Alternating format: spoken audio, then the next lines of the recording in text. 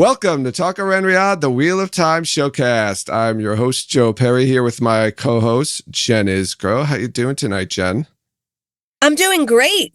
Just talking about how cold it's been around us and the snow we're going to get soon. But I am really excited to be here tonight in a really hot recording booth. It's not hot, though, is it? It's nice. It's cozy, No, in snug. here. No, it's always hot in here. Oh, it's always hot in there. Even just do the podcast in your bathing suit. There you go. Well, you don't know what I'm wearing from here down. So that's true. And then you have a bucket use your of imagination. A bucket of cold water with your feet in No, it. I'm not allowed to have open containers in here. Oh, maybe some ice packs. So unfortunately, Tom is not with us tonight. Tom is a little under the weather, but we've got someone better than Tom with us. She's an author, a TV critic, and the senior TV editor at Collider, Carly Lane Perry. Carly, welcome. Thank you for being here. How you doing? Good. I mean, not as cold probably as Jen, but I'm also in the South, so we don't really even get snow ever. I think it's kind of it's a bit of a myth usually. So if we get snow, it's like flurries one day in January, and then that's pretty much it. I kind of miss snow, to be honest. I used to be up in New York. I lived there for about 5 years in Queens, so I have a bit of a missing of actual snow, but my husband does not share that sentiment. He's a Southern guy, so you could always visit the snow for a day and then go home. Exactly. Yeah. I'll get a taste of it when I visit my folks, because my folks are up in Maryland. So anytime I'm like, we'll get a little bit of snow there usually. So yeah, I'm excited for some weathery football games over the weekend. So, so Carly, you write for Collider. You're the TV editor there, and you've also been covering the Wheel of Time.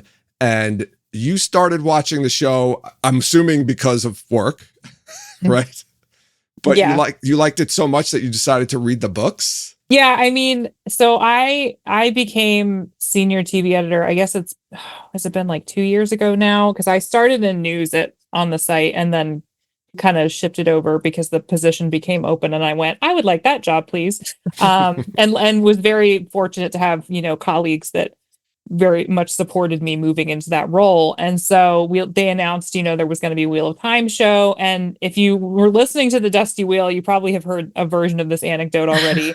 But I grew up on these like doorstopper fantasy books, and somehow that series never came across my, I just never noticed it at all. I guess I read so many other books, Tolkien and all these other authors, Mercedes Lackey. I just remember just getting absorbed in these fantasy worlds. And then I was curious enough to check out the show. I kind of pulled my senior editor card and was like, I will claim that review.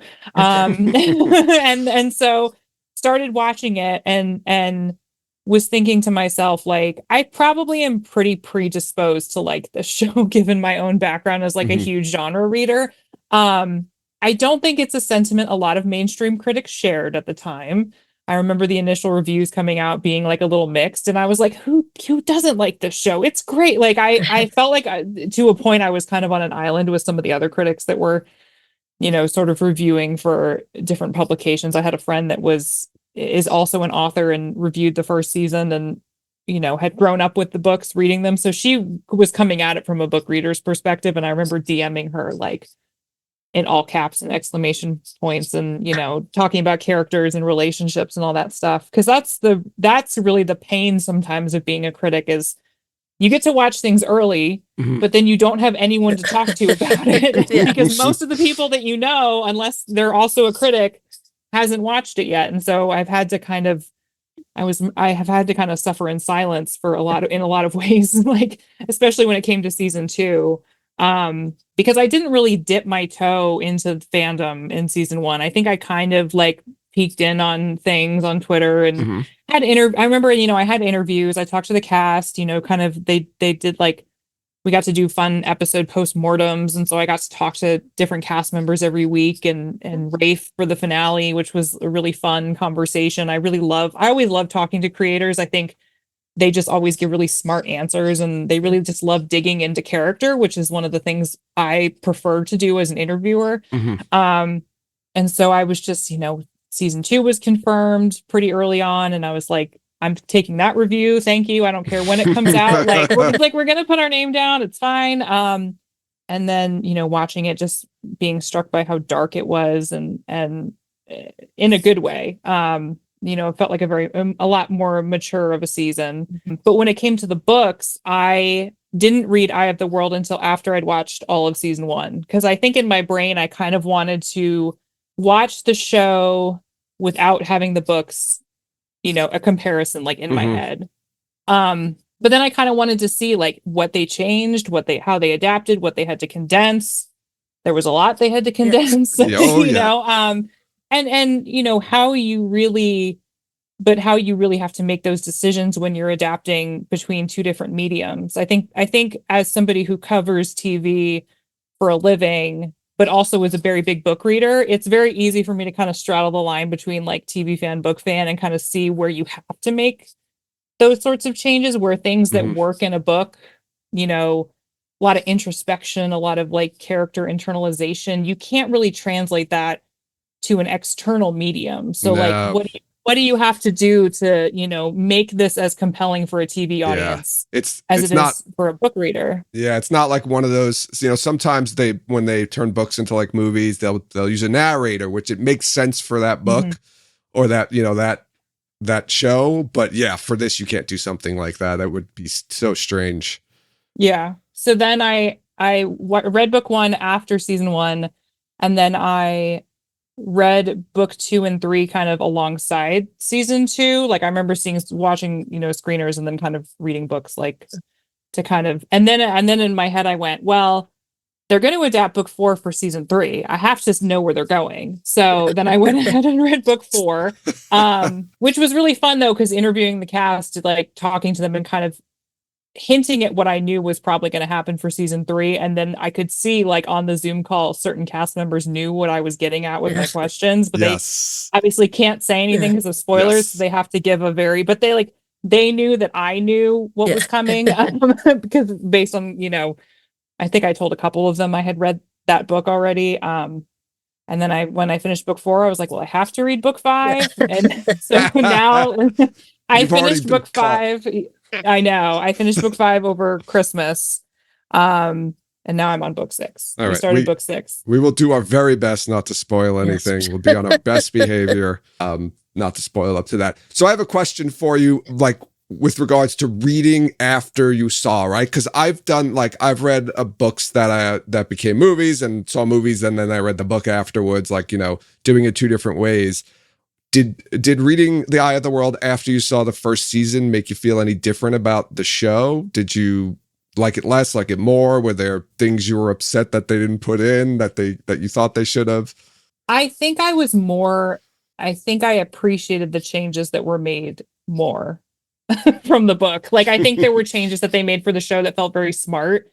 And there were changes that were made from the original book that I was like, yeah, we probably didn't need this in a show in 2020, whatever, like as much as these books are beloved and as much as I love them and have loved reading through them, they are a product of their time in a lot of ways. And so I can definitely see how there's things that when you read through them that like, we want to take, I'm sure Rafe and the writers want to take certain things that feel very important to the core of who these characters are. And then there's other things that don't necessarily feel like they fit in as much, in a TV landscape. So I think I was just curious as to, how they had to really shorten things, because obviously with like an 8-episode season or whatever, you have even less of a luxury of time. I mean, it more than you would a 2-hour movie, but it's not an easy task to take a 600-page 800-page book and turn it into 8 hours of television. Yeah, it's like 100 pages an episode, which is a lot. I don't blame. I don't envy the writers that job. It's I think it's a much harder job than I think a lot of people realize. And so sometimes when I see a lot of people like complaining about changes, I'm like, yeah, but it's not an easy task. I'm sure it kills them to have to make certain sacrifices for the sake of, moving the story along or, you know, formatting things, structuring things maybe is a better word, in a way that makes sense. Yeah. So We I tried to go ahead, Jen.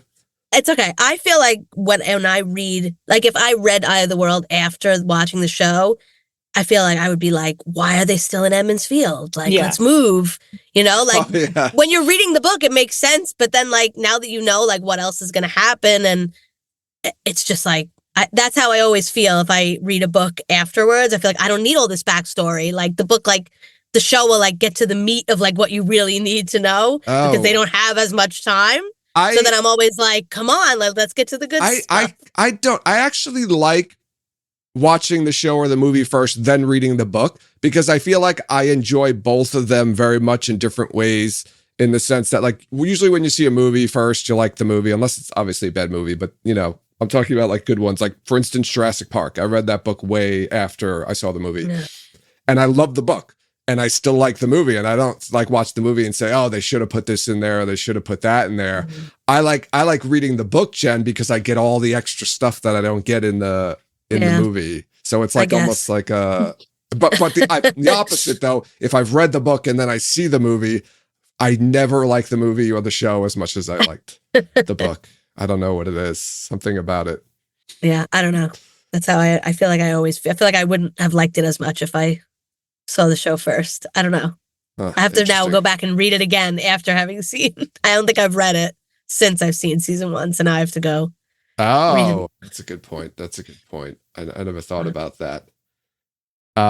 So you said you're up to book 5, or you're up to book 6, Lord of Chaos. Mhm. So you've read up to Fires of Heaven. Out of those first 5 books, which one has been your favorite so far? Oh, I feel like, I mean, honestly, I feel like as a bunch, like 3, 4, and 5 have been a pretty stacked. It's funny though, because I made this joke. I've made this joke before, but I feel like I read these books kind of at a measured pace, and then I get to the last 100 pages, and I'm like, I can't stop. Like, I can't. I have to make sure my schedule is clear. I have to make sure I'm not looking at my phone. Like, it's like a mad dash to the end, just a sprint. And I feel like, and I talked to other people before, and they're like, yeah, that's just how Robert Jordan writes. It's like just throwing everything in there. Yeah. And I remember, I think it was it book 4 where they have the big battle, and then there's still like 100 pages left. And I was like, and I'm so used to having, read a few books in a row where there's the big battle and then the book ends. Yeah. And when it doesn't happen, you get the battle, and then there's still 100 pages left. I was like, oh my God, what's gonna, like, I was so nervous. I'm sitting here going, like, I'm sweating now. Like, what's gonna happen? But honestly, I think to me, that's just the mark of, good storytelling, is when you can kind of break your own format as an author and throw something in there that people don't expect. It's funny when you go back and read them, it's like you remember certain parts that really jump out to you, and especially obviously like the stuff at the end. So whenever I go back and reread them, I forget all of this. I'm like, wait, when are we getting to this part? And I'm like, I can't remember. It's like, I can't believe all this stuff happened before that. I didn't remember all of this stuff happening ahead of it. So you're right. With Jordan, he very much, when you get to like the last, whatever quarter or even like whatever eighth of the book, it's always like you can't put it down. Wait till you get to the Brandon Sandersons, because I feel like almost the entire books are like that. When you get to the Brandon Sanderson book, there's just so much happening just throughout the entire last 3 books that it's just like nonstop cool stuff happening. So, I mean, and then you think about the fact that it was supposed to, I mean, wasn't it, they were thinking like, oh, he can probably finish this series in 1 book. And then he was like, no, I need 3. Wasn't that the whole story or something? It kept getting longer. Yeah. I think he wanted to write a book, but he signed up for a trilogy, I think, because Tom Doherty was like, no, you got to do a trilogy, but he wasn't intending to make it a trilogy. And then it became a trilogy. Then it became like whatever, 5 books, and it just kept like getting bigger and bigger every time, I think. Well, you'll see. You had a big surprise ending at the end of Fires of Heaven. So I want to ask you about the characters, right? Because obviously seeing the TV show and then reading the books and just in general, both mediums, Are there characters like, do you have a different favorite character from the show than in the books? Like, did you say, oh, I love this character in the show, and then started reading the books and you're like, oh, I actually kind of like this character better now? Did you have any of that? I mean, obviously Lanfear from the show. And then as soon as I was reading her in the book, I was like, I love her. Even when she's going like scorched earth, you know, in the scene with Moiraine and everyone, like, who is Avienda? Like, you know, I'm still, this is so extra, but I can't hate it. But then I feel like on the flip side of that, if I hadn't seen Nynaeve in the show first, I don't know that I would have liked her in the books as much. I think sometimes she gets a little much for me. Yeah. So I'm like, I like her. I like her more. I have more of an appreciation for her. Now she's just funny to me. But I think early on I was kind of like, okay, girl, just chill. You need to just chill a little bit. I think everybody feels that way about Nynaeve, Carly, to be honest with you. I didn't like her much in the beginning either, and now she's like one of my top three or four characters in the series. Yeah. She just gets better and better as it goes on. So that's yeah, and she just like, I don't know, I feel like she's got such like her character develops so much throughout the series. And you kind of get more and more of an appreciation for her. Yeah, so it's interesting because like there are characters in the books that, you know, I didn't like as much, and maybe Jen didn't like as much, but we love the actors are just doing so good. Yeah. Like now I like someone like Perrin. I was never a big better yet, Elaine. I was never don't like Elaine from the books really at all. I could do without her. She's kind of annoying to me, but Keira Coveney is like amazing, and she's playing Elaine just like I pictured Elaine too.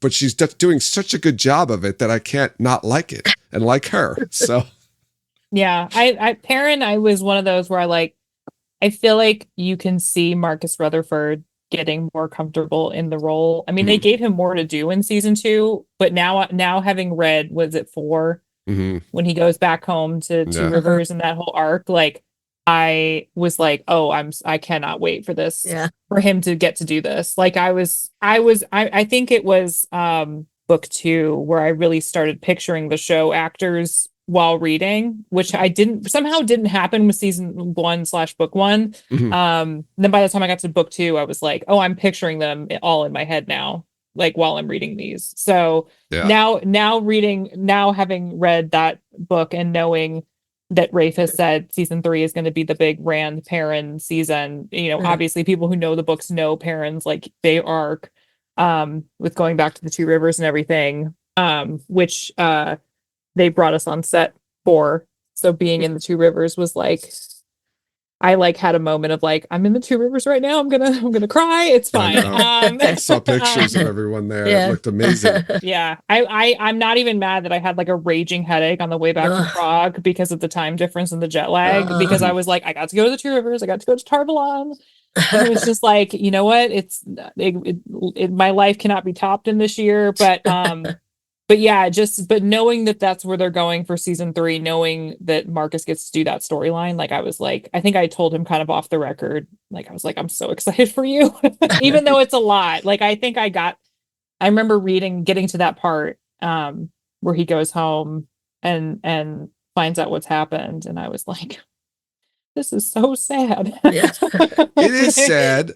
My thoughts are, we've talked about this before on a podcast, Carly, so I'd like to get your thoughts on it, right? You don't meet Perrin's family in the show, so do you think they're gonna change? Like, is his family gonna die, or do you think they're gonna have other people die? Like, because you never met them, so there's no... You don't meet them in the book either. Yeah, you meet them.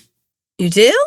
I think he's living with the Luhans. I was gonna say, is it more his mentor, that the Master Lewin? But then I was thinking, like, I feel like he's kind of already had the big thing with Layla in the show. Yeah. So I don't think they would necessarily, they might do the thing with the cousins, you know, in the kind of extended family that happens a little bit. And I feel like, but I also just feel like the emotional impact of him going back to the Two Rivers and finding out like the devastation that's happened is going to be pretty substantial enough that I don't think he necessarily needs to be put through more personal trauma on that level, you know what I mean? Because I feel like he already kind of had his, you know, his loss with Layla dying in the beginning. Yeah, that's a good point. Especially if they're introducing Fail in this season, they're going to have to kind of move, speed things up a little bit. To have another like trauma like that maybe will cause some issues with trying to speed up the Fail storyline. I mean, I'm curious. Like, I mean, I'll be honest. I think she's the impression I get is that she's a pretty controversial character, but I kind of love her. I kind of love her bossing Perrin around and not really putting up with anything from him. As much as I feel like sometimes the like gender role stuff in these books is a little like not great. I do think that there are parts about their relationship that's good so far anyway. And I kind of liked the like we're gonna get married in the middle of a war sort of thing because I don't know that like that trope for me is just kind of like we don't know if we're gonna die tomorrow, so let's sleep together or confess our love or get married or like do kind of our I don't know. I that was like my favorite episode of the last season of Game of Thrones too, was like the episode where everybody's at Winterfell. Yeah. Oh, yes. Before, Yes, after the White Walker battle, it's like, I'm like, forget about what comes after, whatever. Yeah. feelings on those last episodes aside, I was like, good episode. That was a great episode. Yeah, just because the whole like, well, we might die tomorrow. It's the eat, drink, and be merry thing. So yeah. So okay, just get off the book for a second because I have to ask this because someone in our Discord chat wants to know what are your feelings about the end of book 4 with Moraine and Lanfear down at the docks? Were you surprised? Book 5, right? 5, sorry, book 5. Yeah. No, so it's funny. I got spoiled for that. No, but here's the thing. I say that, but I have sort of spoiled myself on things that I know are coming because I had a feeling that I wouldn't want them to be. So I do know about certain big things that happen, especially like deaths later. Because I was just like, so I know like certain deaths that happen in like the last battle and stuff, just because I would like, I don't want this to get spoiled for me. I'm going to go look at it myself and then I don't have anyone else to blame. It's fine. So I knew, so I did know about the door going in. But I honestly, I don't always feel like spoilers ruin something for me versus going in blind. I think what was interesting for me was seeing how much foreshadowing Jordan puts in that book about Moraine knowing what's happening in advance. Yeah. Like as soon as she gives Rand the letter and then gives the letter to him to give to Tom, I was like, oh, well, like it's happening. It's going to happen. The scene itself is great. It's really well written. It's devastating. Lanfear, like I said, going like scorched earth X is really funny and like kind of terrifying and fabulous. And then I remember reading it, reading the scene, they pushes her through the doorway and everything. And it didn't get me until Rand reads the letter that she left for him. Like I started getting a little emotional when it transfers to Moraine's POV. Because I think that's the first time we actually get her POV in the books, if memory serves, or one of the first times we get it, maybe. Yeah. We haven't gotten it a lot. Like it's been pretty scarce, but like right in that moment, it cuts to her.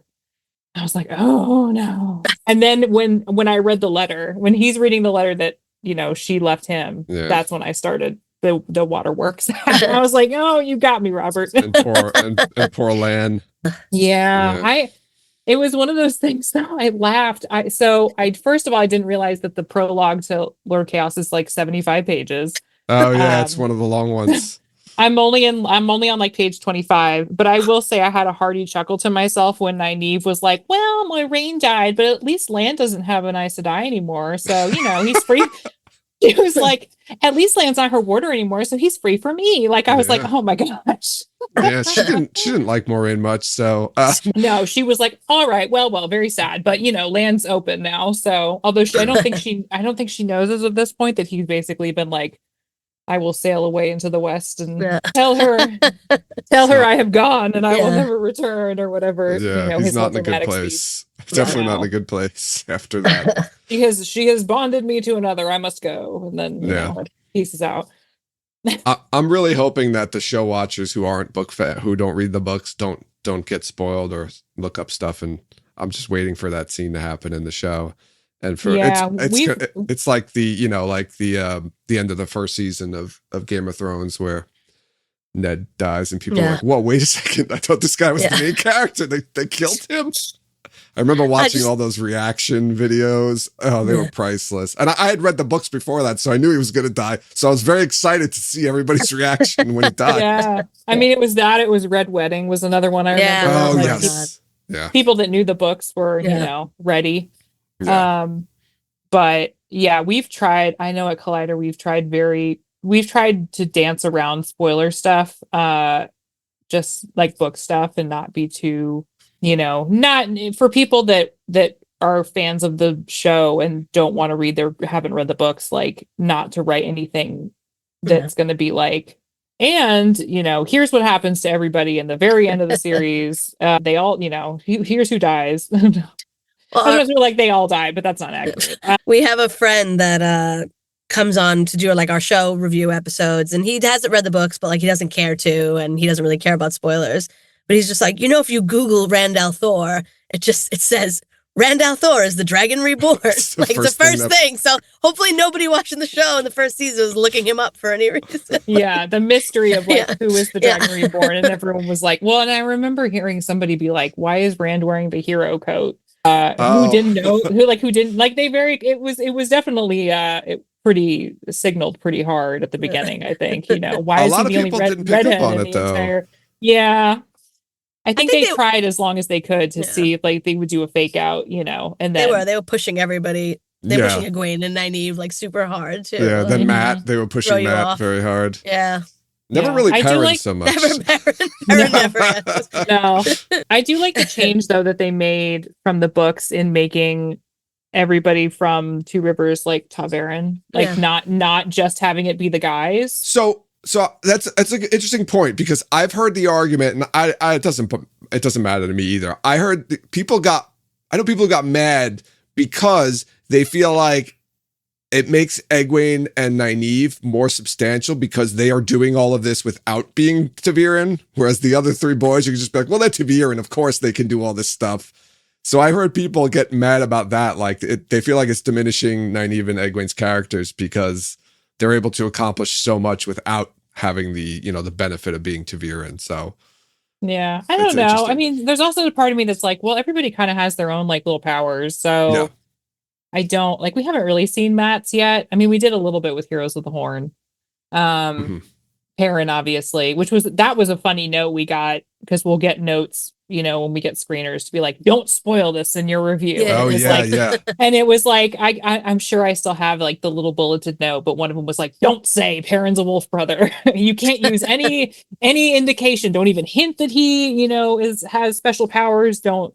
But I was like, wasn't this signaled in season 1? Like that he has a wolf thing? I don't know, like the glowing eyes and everything, but they were like, don't say he's a wolf brother. there was one that said, don't say that Dane's a white cloak.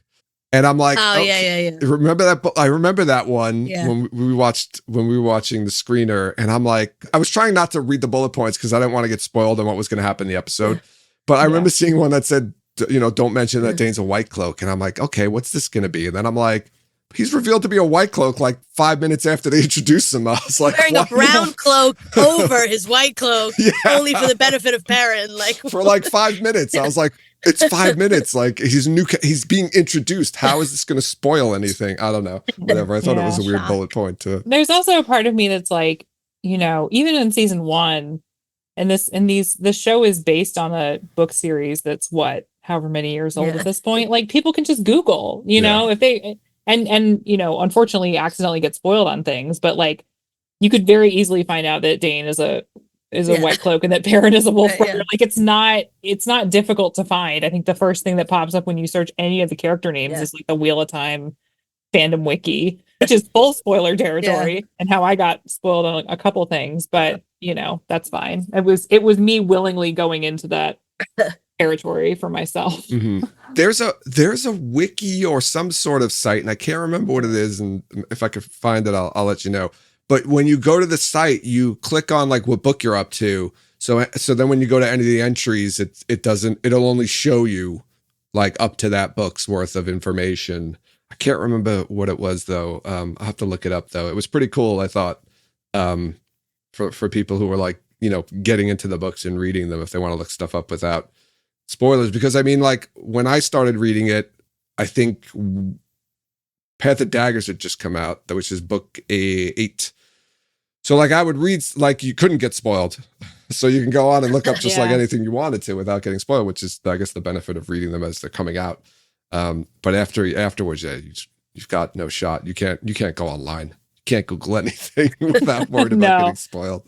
I'll say, like, credit where credit's due to the fandom, who have all been very understanding of the fact that I'm only a certain point in at this point, and also have been like, don't spoil her. But I'm also like, some of it you just can't help but know about, unfortunately. Yeah, everyone's usually really good. They become very protective. Like you mentioned, you were in the Dusty Wheel on Wednesday. I'm sure there were a bunch of people in chat who kept saying, "Don't say anything past Fires of Heaven." Yes. Don't say it They literally, I think I at one point I had the chat open and then I closed it just because my computer was starting to sound like a jet engine taking off. But then I think at one point I just remember seeing like the mods in the chat being like, "Don't say anything past book 5. She's not in book 5 yet.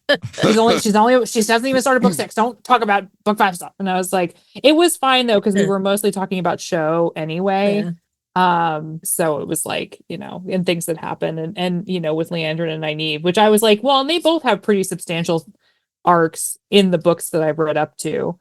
Nynaeve especially, and sort of the end of 5, I think, is when she has her like Mogideon moment. Mogideon combat stuff. That's at the end of 4, so we might see that in 4. Okay, I was trying to remember. It's all bleeding together in my head. Yeah, it does. It does. That's the problem, is it's like running together. And I'm so bad at this, is people will be like, I'll just finish reading a book and someone will be like, well, what was your favorite part? And I was like, I don't know. It all disappears. Aside from like certain scenes. When you read The Eye of the World, did you keep waiting for Logain to appear in it? Or did you know he wasn't in the book? Oh, no, I don't think so. In it, briefly. They mention his name. Oh, yeah. No, you see him go by. Scene. Yeah, he's in the one scene at the, I mean, I also, like, it's not that I don't care for Logain, because I think the actor is good, but I'm also like, it's not my favorite part of things. So I'm kind of like, but then when I got to him later in the books, I was like, oh, I wonder how they're going to treat that whole sort of Logain, Swan, Leanne, Min arc. Yeah. Like, I'm curious how that's going to. Yeah, we talked about that last week a lot, because there's some evidence that Matt is going to be going to Tanchico with Elaine and Nynaeve in season 3. According to one of the YouTube channels, says he has some sources that say that. So we were talking about, like, wait, if Matt doesn't go to the Waste, then what's like. And then Min's supposed to be with him in Tanchico too. So like, I don't know. It's really bizarre. We had like a whole like hour-long conversation about this last week on the podcast. So I mean, I just remember though reading like the Ruidian stuff and being like, oh, this sounds so cool. Like I'm ready for Rand I'm ready to do the whole, I mean, I geeked out so hard with the season 1 cold open, because I didn't know that technically it's a post-futuristic post 8. Yes. In the season 1 cold open with Luce Theron and but I was like, oh shit. Like I was like, oh, I don't know if I can say no, that, but you can say whatever you want. I did have a moment of like, oh really? And then realized, the breaking of the world was literally like the breaking of technology and everything and all that stuff. And then when you get to the Ruidian stuff, and Rand is kind of going back through time and getting the history of the Aiel and kind of getting hints of the the opening of the Boar or whatever, and like the Dark One getting released and everything, them drilling or whatever they were doing, they're like tapping into that. Yeah, I hope we get to see that. I hope we get to see Lanfear. I always picture them going in with like a drill every time I hear. I just picture more like an actual crank, like they're drilling. Yeah, like that's just always what I picture. I don't know why I picture monocles. This like. I picture this like big thing, like a Stargate, and then like the Dark One just like steps out of it and is like, hey. But yeah, like Lanfear doing her like science stuff or whatever. Yeah. I was super invested in all that. And I always love when they show flashbacks to that time. Because they do it in season 2 with the the ceiling. Yeah. Ashamael, which I asked the actor about, because I was like, how does it feel to act an entire scene in the old tongue? Yeah, that's great. And I feel like we're probably gonna get one of those every season, an Age of Legends flashback in the old tongue. I asked Rafe, because I remember when I talked to him for season 1 and I was nerding out about the season 1 scene. And I was like, are we going to get Age of Legends? I think I literally said, are we going to get Age of Legends flashbacks every season as a little treat? And he said, well, it might not always be the finale. Okay. I think was his way of trying to be like, well, an answer without an answer. So, well, he's leaving himself open because maybe nice they want to die answer. Yeah, but that it makes sense to do that, because I mean, you kind of that's the best way to get Age of Legends information, as opposed to somebody just doing an exposition of it. That's like, let's just do a flashback. And it's so cool because, like you said, the juxtaposition of like what it looks like back, that our friend Brendan, the one who joins us when we talk about the show episodes, he that was his favorite part, or one of his favorite parts of the entire season 1, was like when they just pan up and you see like a space city out there. I mean, when I rewatched season 1, because I think I did it kind of in the break between 1 and 2, when we didn't really know when 2 was coming, and I didn't have any. I was like, I'm just going to rewatch Wheel of Time. There's establishing shots where you can see like old skyscrapers and stuff, and I don't know, it just completely you can put the bypassed me the first time. You can put the two images together, and you can see like the silhouette and the outline of the city. Yeah. Well, I think the first one is like episode 1, right? Yeah. And then episode 8 is when you see it in the past. So I think it's either in when Lan and Moiraine are traveling to the Two Rivers, from the scene where Leandrin and the Reds are stilling that dude. Yeah. Or it's when they're leaving the Two Rivers and they're traveling to Tarvalon. I can't remember, but you get a wide shot. And I somehow completely overlooked the fact that this was like just a deteriorated skyscraper building or whatever. And then I saw the season or finale scene, and I was like, oh. So I didn't catch it until back on the rewatch. Yeah. But they're all over the books too. I mean, you read book 4, right? When they go to the Panarch's palace and they're in like the museum area, and they all like, there's the isn't there like the Mercedes symbol? Yeah. Yes. The Mercedes car hood ornament in there. Yeah. It's just so cool. Yeah. It's great. I love that sort of reveal type stuff where you're like, it just makes the world feel even richer than you thought. And then you're like, oh, there's no technology, but we have magic, but magic broke everything. So yeah. So, do I have any questions specifically here for you? Let's see. So favorite, do you have a favorite scene or a favorite episode so far from the TV show? Oh man.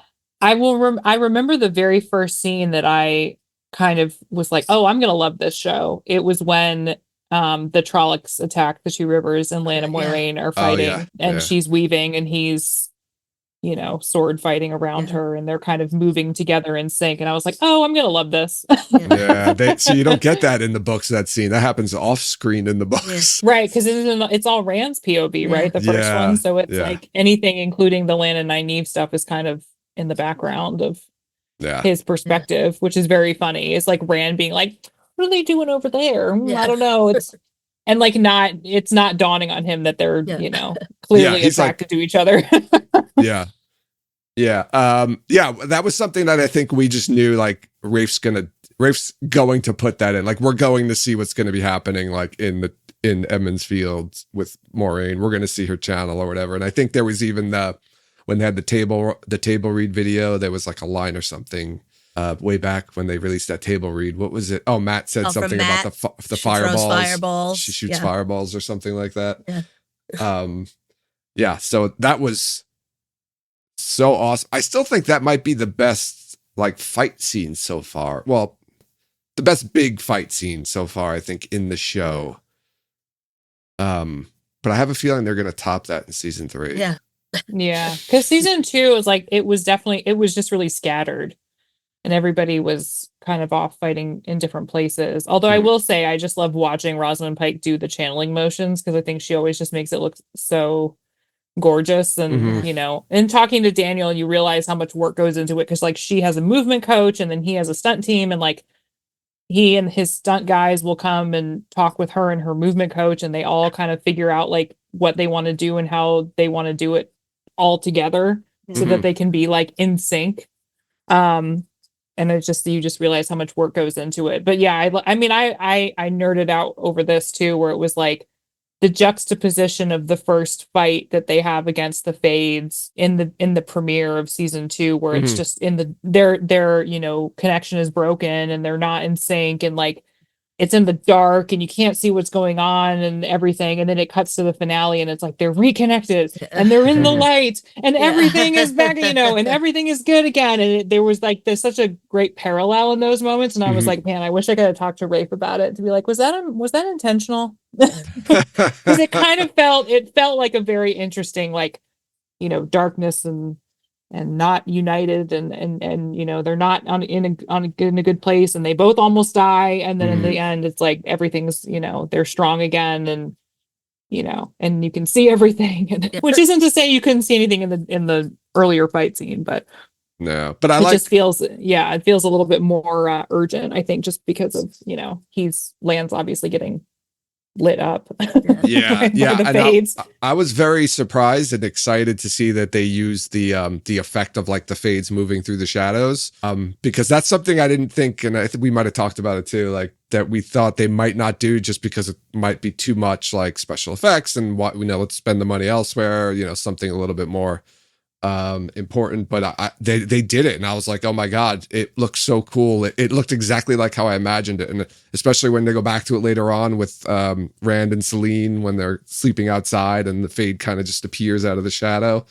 Oh, it was so cool. I loved it. Yeah, I'm glad I will say one of those things I would love to see them do in the show, and I don't think they have yet, and one of the things with the Fades, I mean, is that whole bit where they don't want to admit they're dead.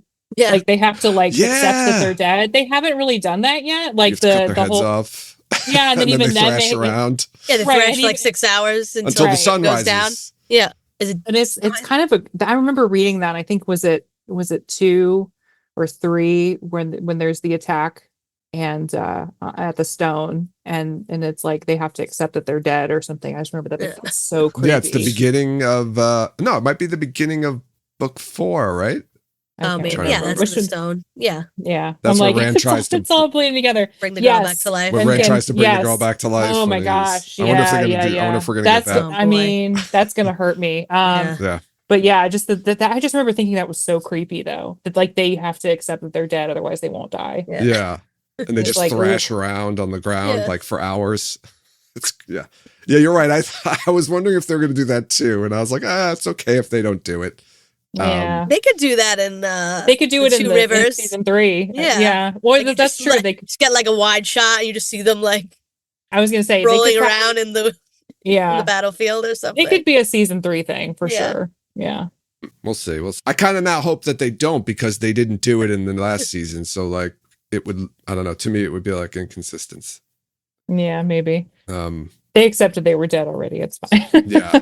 I guess it would just be too distracting to have just Fades flailing around like all over the place. They didn't get decapitated though. They got like channeled dead. So maybe it's different. Oh, no, not all of them though, because Lan killed and Moraine killed ones by stabbing them. Oh, that's right. Yeah, I guess. Then they were. It would have been just too distracting. Imagine that fight scene, the exact scene you were talking about, Carly. This like emotional scene, and then there's just Fades flailing on the floor while they're still fighting and like dying. Fades flailing.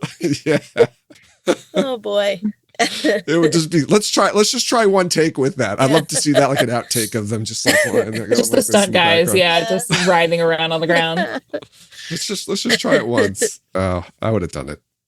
If the footage exists, Rafe, let's see it. We want to see it. Oh my gosh. I couldn't believe they released a blooper reel. I was like, this made my day. Yes. Very so surprising. And I feel like maybe they were they had a lot of free time during the strikes. So maybe that was what they were doing. Just trying to fill up some content or something. But yeah, that was very surprising. I was very surprised and excited to see that both. That was fun. It's a lot of dancing on set, it looks like. Yeah. Yeah. I was like, oh, you all look like you had a very good time. Yeah. Yeah.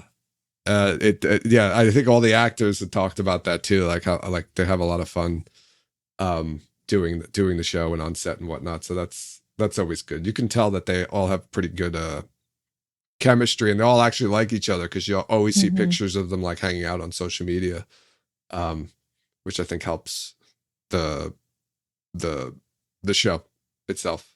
It looks a little smoother, and everything seems a little bit more seamless than some other shows where the actors don't really get along too well. So and sometimes I feel like you don't hear about that until after the show's over, and then you're like, oh, these two people hated each other, and you're like, oh, well, then that explains why their characters were in a relationship and then suddenly got broken up between seasons or something, or why they were barely in any scenes together, right? Yeah. I think sometimes people don't realize, like, if a story decision doesn't make a lot of sense in a TV show, there's usually a behind the scenes reason for it, like an actor had to leave, or like, I mean, take Wheel of Time for instance, like what was happened with Barney Harris, like, I mean, obviously, as someone who's more than entitled to his privacy, like, we don't know what happened, but obviously it forced the writers to have to, like, sort of try to figure out how to deal with Matt's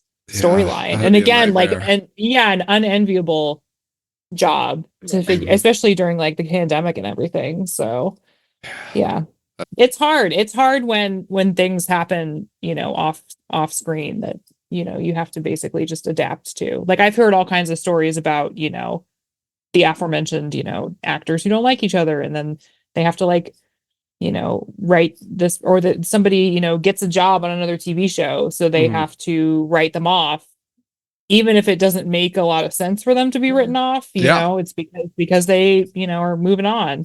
But yeah, it's not easy for sure. Yeah. And it's got to be tougher when you're adapting as opposed to like an original TV. Like, if you're doing a original sitcom, it's much easier to write somebody off than you can't just write Matt out of the show forever. Right. Exactly. I mean, I think they did as, as much as they could with what obviously they were very limited in. Like, I'm assuming, if he hadn't had to leave, they would have had him have more of a presence in the finale. But I think it did. I don't know. There was a part of me that was also like, I don't know, but it did feel a little, it felt in character, at least for Matt at that point of the story, to be like, I'm not ready for this. Yeah.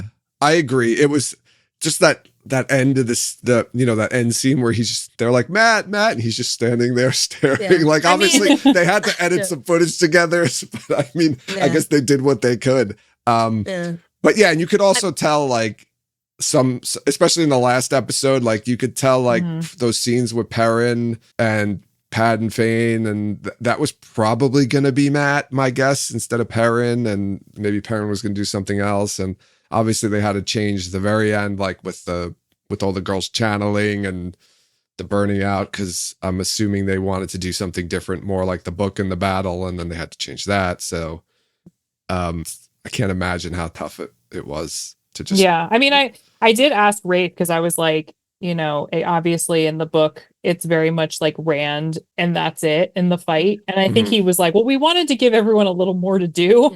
So I think that was partly why the girls were like on the front lines, but also, yeah, I mean, with Matt, I think you can just kind of tell they had to basically be like, he went back to Tarvalon, we're gonna go send Leander to go get him, and then you're like, well, it makes a little sense, at least, which I completely forgot. And then I was like, why is he being held captive?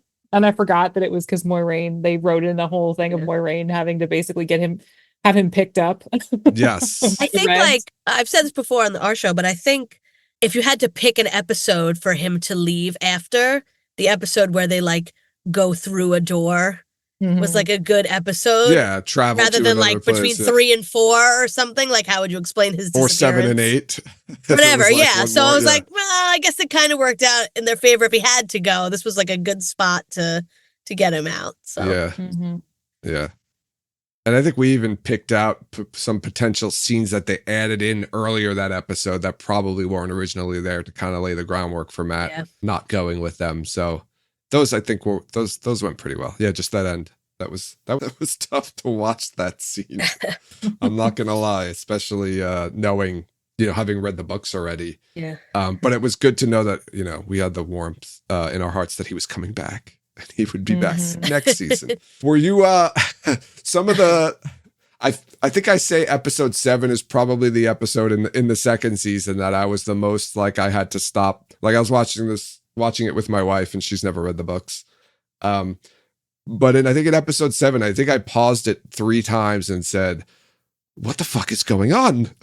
And one of the scenes was the Matt with the tea. So how surprised were you about that scene? Because now, had you already read The Great Hunt before season 2? And no, I was kind of reading it alongside. Like I think I watched like my screeners before. Okay. And then when it was airing, I was like, well, let me read, 2 and 3 and kind of alongside. So I was kind of like going back and forth. So was it the opposite then? You were like, wait, when is he going to drink the tea in the book? Was that, were you waiting no, for the tea I trip? don't even, the tea trip. It's funny. I honestly feel like the episode I had to like take more breaks during was, which one was it? Eyes Without Pity. Oh, yeah. Or no, the one, is that the one? Is it with Egwene? Episode 6? Yeah. Yeah, episode 6, yeah. That one was a lot. Yeah. No, it was a little weird. Everyone was also like, what, this is a sex thing or a murder thing? Isn't that the line? Yeah. And I was like, it's true. Ishamael has like that energy. Yeah. He definitely does. With everyone. With everybody, which I'm like, I'm not mad about. Like, I remember I was watching the show and I was like, I don't think Ishamael and Lanfear ever had a thing, but they kind of act like they did at one point, maybe. And then at one point, I think in the show, obviously Moiraine is like, Luce Theron and Ishamael and Lanfear were all very close. And I was like, well, what is that? The closest of friends. And I'm like, well, maybe there was like a night everybody decided to, get drunk and something. I don't know. Yeah. But yeah, there is an intimacy in those scenes that I was like, was that on purpose? And then when I asked the actor, he was like, oh yeah, we kind of, we leaned into it a little bit just because she's the person that he's known the longest. And even if he doesn't trust her, there's still that, like, this person really knows me and no one else does. And I was like, yeah, I can see that, that's a great scene. You're kind of that level of comfortable with. The Tel'aran'rhian scene is like one of my favorites in the whole season. With their white pajamas. Yeah, pajama. Yeah, the Forsaken jammies. Forsaken I was like, I want a pair of Forsaken jammies. Just the matching silk set or whatever. And they're fake grand. I think I might even like a little bit more of that scene later on. It's either in the 7 or 8 with the 2 of them. The one I think that you were referring to, Carly, with where he's like, why did I wake you or something? And she's like, because we compliment each other or whatever. And, and then they're looking at the seals. Yeah. There was definitely a lot of energy in that scene. And I was debating, because this is what I do, and Jen and Tom laugh at me and think I'm crazy every time. But like I'm watching some of these scenes like that one, and I'm like, is Ishamael in love with Lanfear? And then they'll be like, no, you're being so stupid. And like, I think there was a couple of them where I was like, I think Leandrin has a thing for Moiraine from the first season. I thought that. Wasn't there one this season too, Jen? And then it was Egwene and Egwene and Rhaena. I said, I think Rhaena might have a little like, love thing for Egwene, and everyone was like, no, you're an idiot, blah, blah, blah. And then I asked Madeline, and she said, yeah, there was a little bit of and she said that her and Zelia had a conversation about that, like in the way that they were playing the role. And I was like, see, I was like, I knew there was something there. It's definitely in how I think the actors make choices to play some of these scenes, like Kate Fleetwood touching Rosamund in a very, and then it's just funny because it's like Lanfear being like, I've seen your dreams and you have some very interesting fixations. I think that was a line everyone like glommed onto. It was like, she loves Moiraine secretly. Yeah.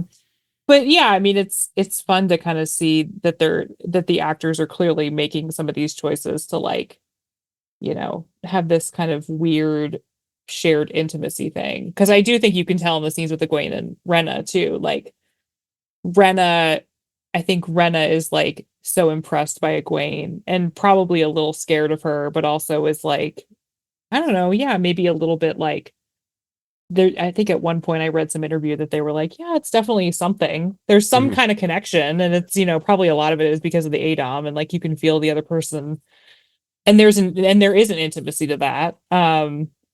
But yeah, it's funny to I have that moment too of like, I know Shamiel and Lanfear like never dated, but this energy right now feels a little too familiar to be like just platonic. Like I just feel like there was something that probably happened at some point. Yeah. Probably everybody had a crush on Lanfear. I mean, I was going to say that they don't. That was actually a good way in the show to kind of get that right, because in the books you just hear right everyone, especially if it's whoever's point of view you're at, right, when they see Lanfear, there's just like a paragraph and a half of them talking about how beautiful she is.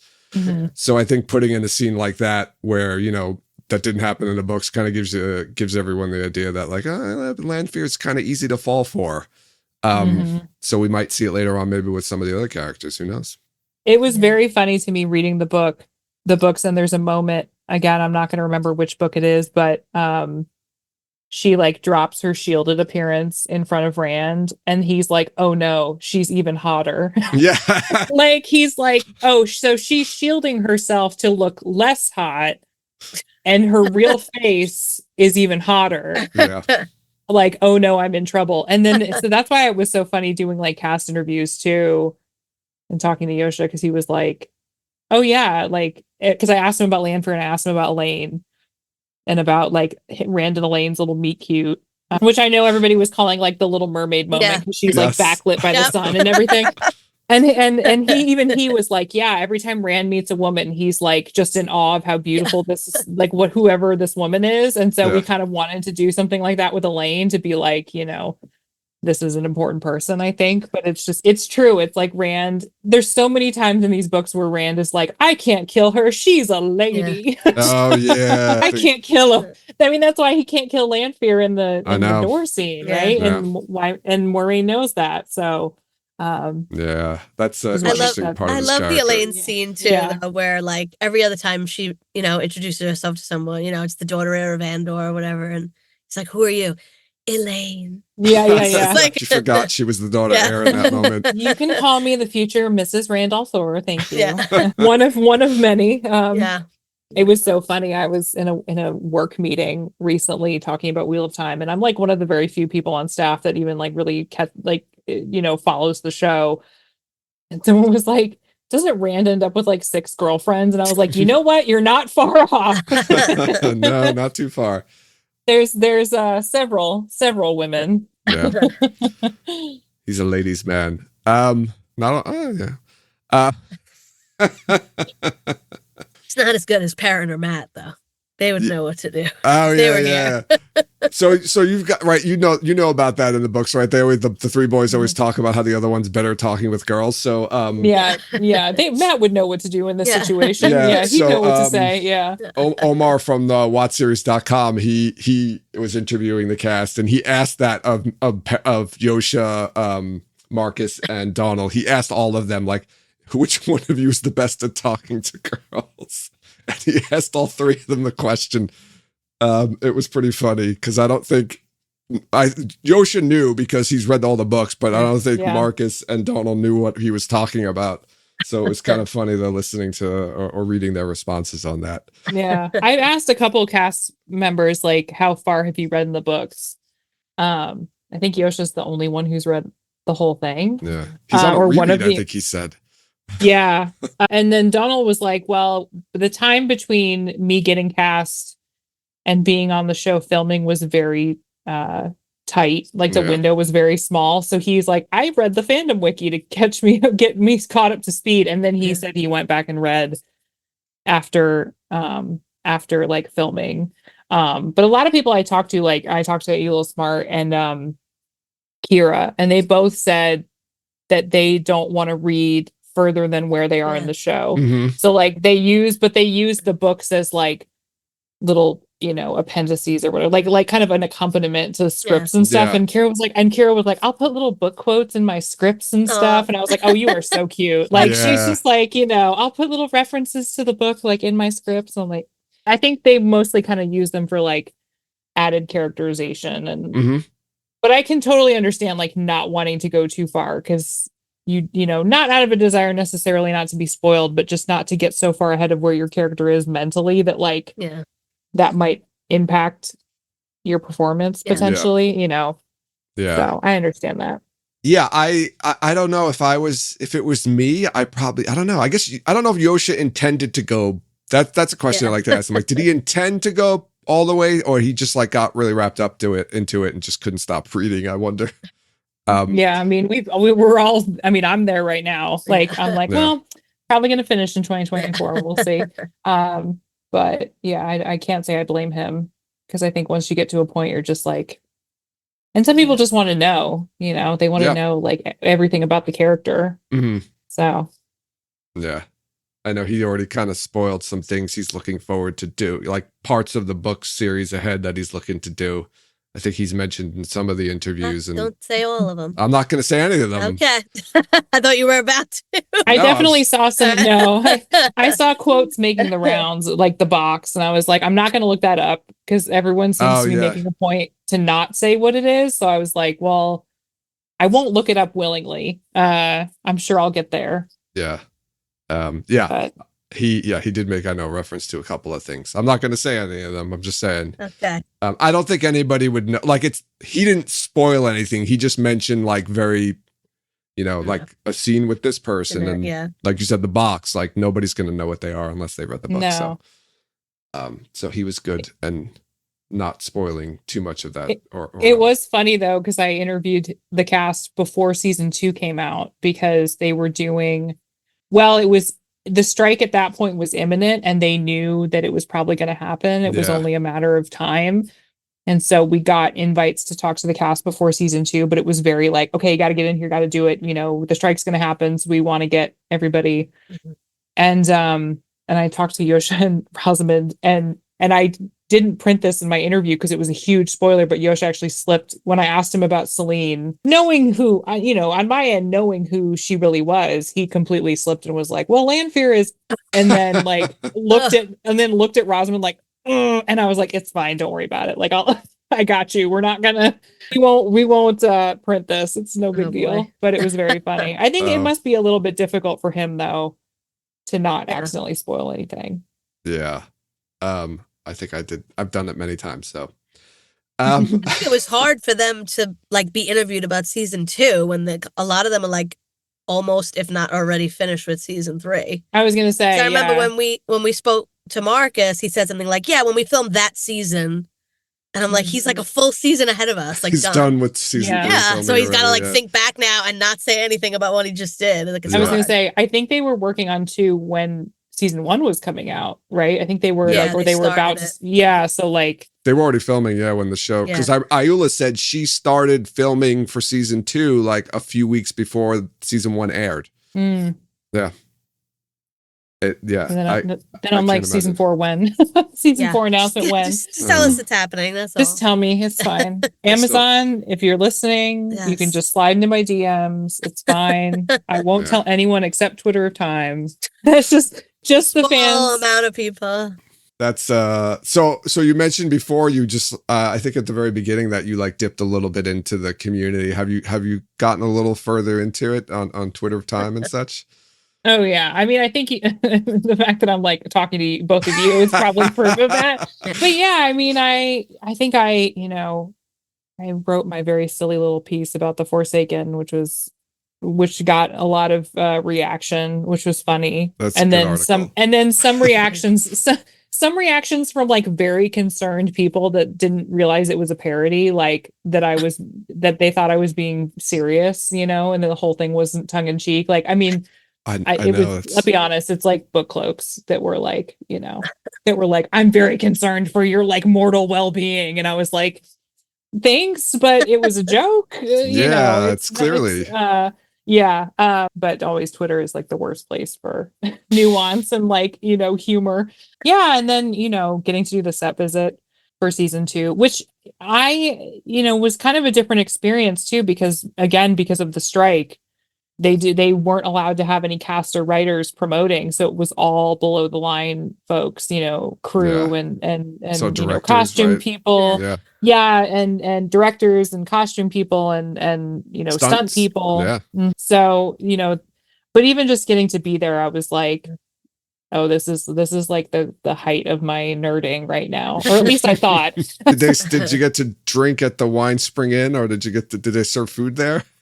Yeah, they had, it was so funny because it was like they definitely had people that were there that were kind of pretending to be Two Rivers folks, and so they had somebody like pretending to like work the smithy or whatever, and then they were like, oh, his wife's over here like pouring beer, so we had like beer out of a thing, and then when they had some food, but they kind of rushed us through so fast that like you really just had to like grab food and like shove it in your face, and then they were like, and then we're gonna screen the first 2 episodes, and they kind of rushed us through everything so quickly because part of it was like there were groups of journalists from the States. There were international journalists that were there. They had the fan folks that they got to do it. So, but it was like different. Like I think they had the journalists were all together, and then they had like the people that like were there for like fan circles, but we were separate from them, so I didn't actually get to see anybody from that side. They were like, oh, we'll put you guys over here, and then we'll bring you out, and then we'll bring the fans in where you were, and then we'll bring them out. So we kind of were like ships passing. They didn't want the fans anywhere near the journalists. I guess, yeah. I mean, just in case. Yeah.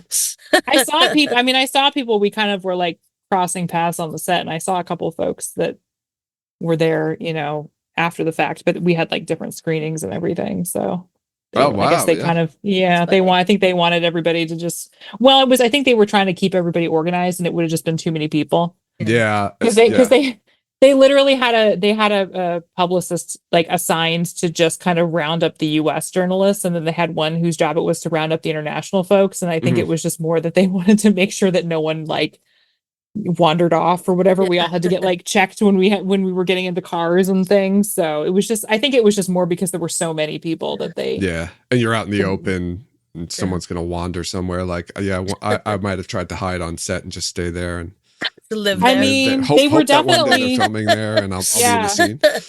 Yeah, there were definitely spoiler areas that they told us we weren't allowed to like take pictures of, because they were like, this is a spoiler for season 3. Oh yeah, right. Yeah, that's so good. We were like, well, okay, we'll not do that. But you had to be very careful about not going in the wrong place and all that stuff.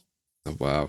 Yeah, and look, we saw a lot of pictures. We also saw some videos that some of the other content creators had taken that they had waited till I think the strike was over to release everything. So it was kind of cool seeing some of that stuff out there. And I can't imagine how awesome it was just to be like standing there on the set and like you said, being in the Two Rivers. Yeah, that's crazy. And then they're going to destroy it. I was going to say it's going to get completely burned down. Well, it's like, right, they had to destroy it in season 1. Yeah. And now they're going to have to, and they're building it back up, and now they're going to destroy it again. I think it's probably already been destroyed because I think they finished all the filming over in that area, right? Yeah, probably. Yeah. Everybody got back on set and then they busted it up. Well, I think this is a good place to wrap it up. I want to remind everyone to follow us on social media. You can follow us on Twitter, Instagram, and Facebook. You can join us over in Discord to continue the conversation there. We also post our episodes on YouTube, so be sure to go to our YouTube page and like and subscribe. Rate and review us wherever you listen to podcasts, and check out our merchandise and Patreon pages to support us that way.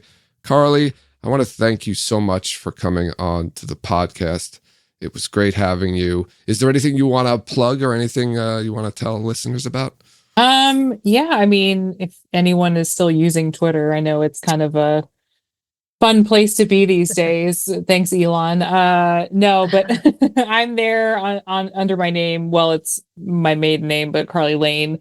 And I usually try to share anything I have going on work-wise, reviews, interviews, that sort of thing. Not just Wheel of Time, but, other TV things too. And I just reviewed the new season of True Detective, which I really like and is premiering on Sunday night. So if you're interested in checking that out, it's very good and creepy. My wife and I are waiting eagerly for it on Sunday, but I think she might be mad when I tell her I'm gonna watch football. You can save it. I think it'll be a good co-watch. I think. Yeah. I already watched. Again, I'm glad they actually gave the full season.